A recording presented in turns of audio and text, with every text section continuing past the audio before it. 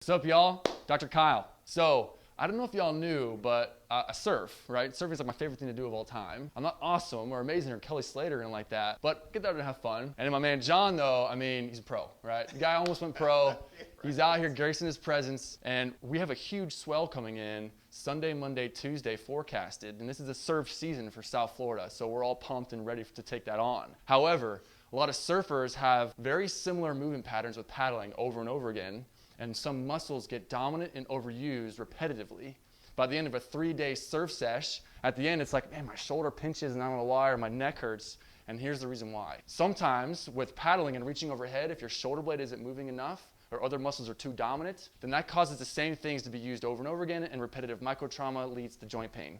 And that's where that comes from. So I got a great idea. Let's do some warm-up interventions pre-surf sesh to get things moving as best as possible and reduce that risk of happening in the future. So first one, a little serratus anterior activation. That's the muscle that helps get your shoulder blade to rotate up better. This is a little activation exercise that's really simple but really effective to get that guy more active. Little instability component, pushing into the wall and rolling up at the same time. And at the top, do a little shrug. And that helps to finish the job to get your shoulder blade to rotate up better.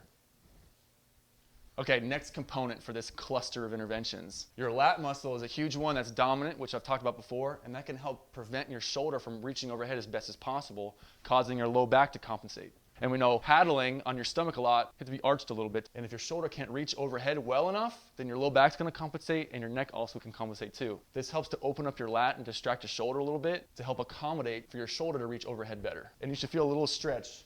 Just not pain or pinching up here, just a little stretch in your lat. Last component, thoracic spine extension. Your shoulder blade has a close relationship to your thoracic spine. And when reaching overhead, if your thoracic spine isn't extending enough, then your shoulder blade can't move well enough. This exercise does 3 things. Shoulder blade upward rotation, pushing upwards, thoracic spine extension, and some rotator cuff stability. Small push up down with your shoulder blades, pushing up and backwards with your shoulder blades, tucking your chin, thoracic extension. Triple whammy.